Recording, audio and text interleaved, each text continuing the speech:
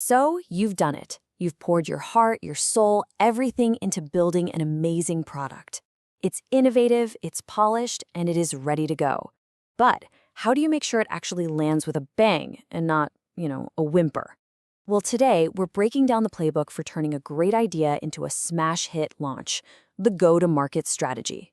All right, here's our game plan. First up, we're going to talk about that all-too-common nightmare, the silent launch. Then we'll introduce the go-to-market playbook as the cure.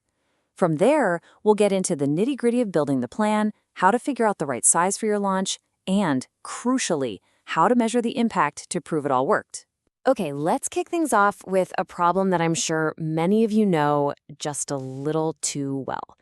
We call it the silent launch. It is that horrible, sinking feeling when you push your incredible new product out into the world and you're met with crickets, right? No signups, no buzz, no sales. It's the absolute nightmare scenario for anyone who's ever built something. So why does this keep happening? More often than not, it's not a product problem. It's a launch problem. The failure isn't in the code or the design. It's in the connection. There was no map to guide that product from your workshop to the one person out there who desperately needs it. In short, there was no plan. And that missing plan? Well, it has a name.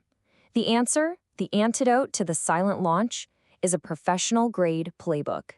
The go-to-market strategy, or GTM for short.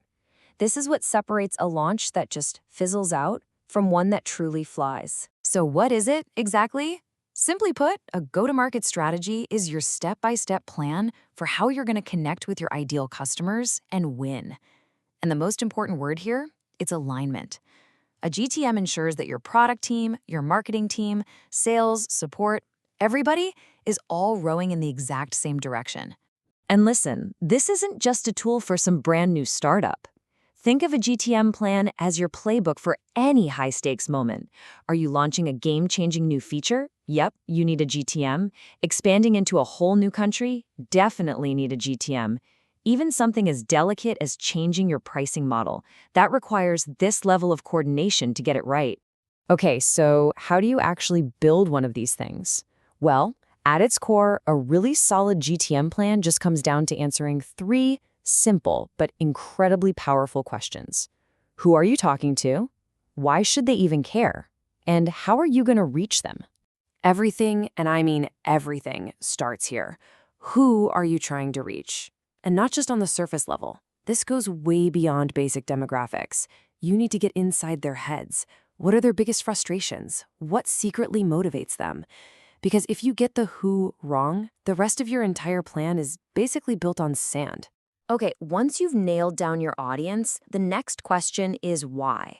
Why on earth should they stop what they're doing and pay attention to you? This is your value proposition. It's that clear, simple promise of value that speaks directly to their pain points. It's the perfect answer to their unspoken question, yeah, but what's in it for me? And finally, how? How are you going to deliver that powerful message to that very specific audience? This is all about picking the right channels. Is it email? Is it social media, sales calls, PR? And then crafting a message that really resonates on each of those platforms. You have to meet your customers where they already are. And when you put it all together, you can see how those three little questions, the who, why, and how, expand into a full playbook. They form your external strategy. But a truly great GTM also looks inward with things like sales and customer enablement. This makes sure your own teams are ready to deliver on the big promise you're making to the world. We can really boil this whole process down into 4 straightforward stages. First, you define a clear, measurable objective. Then, you build all the messages and materials. Now, this third step, align the teams. This is the one that's so critical and, honestly, so often overlooked. This is where you get everyone on the same page before you go live. And finally, you launch. You track the data and you learn for the next time around. Now, here's a really crucial piece of advice.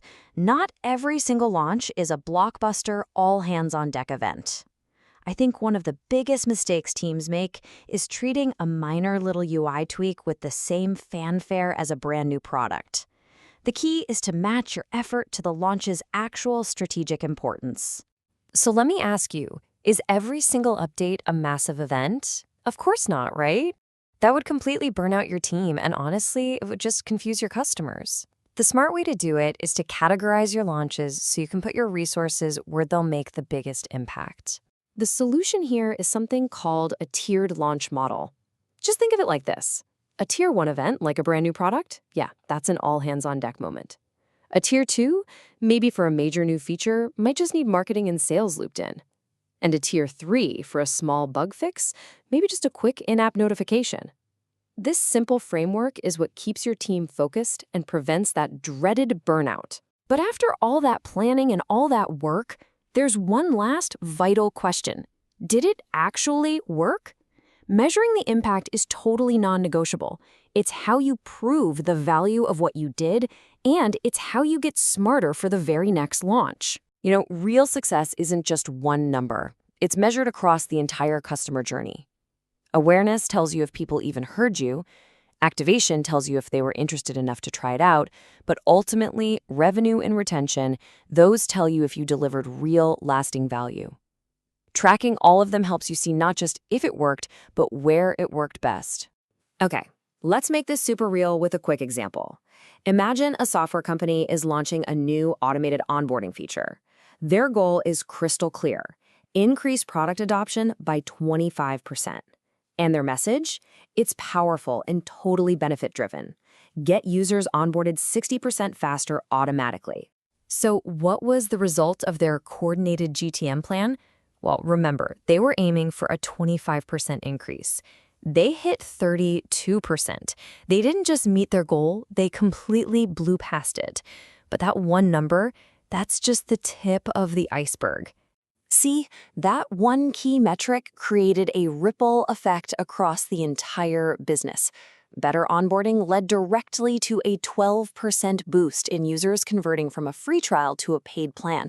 This GTM launch didn't just release a cool feature, it directly drove revenue. And it proved that all that hard work from the product team was absolutely worth it. So remember this, a go-to-market strategy isn't some 100-page document that just gathers dust. It's a focused playbook, sometimes no more than a single page. It is the essential, unbreakable link between a great product and a thriving business. And that really just leaves one final question. What's the GTM plan for your next big idea?